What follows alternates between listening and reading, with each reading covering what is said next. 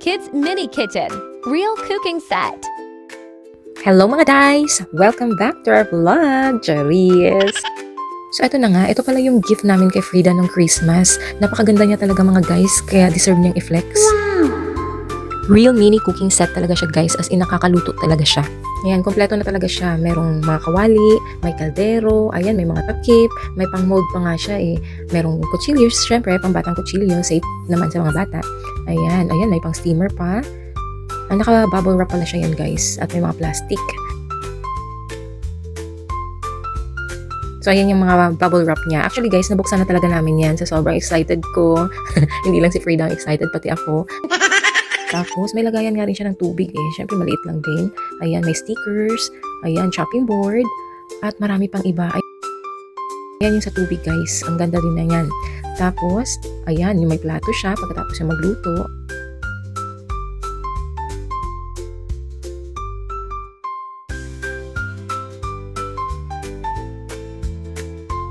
Yan nga pala guys yung lagayan ng mga seasonings. Nilagyan namin yan ng asin, ng paminta, at may kasama na rin stickers, yung mga panghalo, at marami pa talaga iba guys. Kaya kung ako sa inyo guys, bilhin nyo na para sa inyong mga anak. Siguradong matutuwa sila dito. Hindi lang ito basta laruan ha, iwas screen time na rin to at may matutunan pa sila.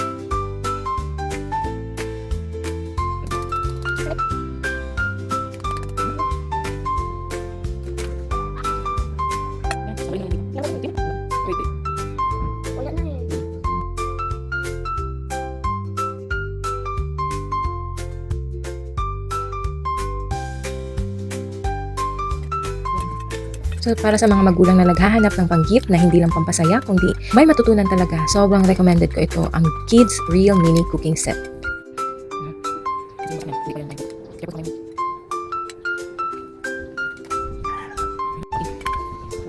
Thank you guys for watching.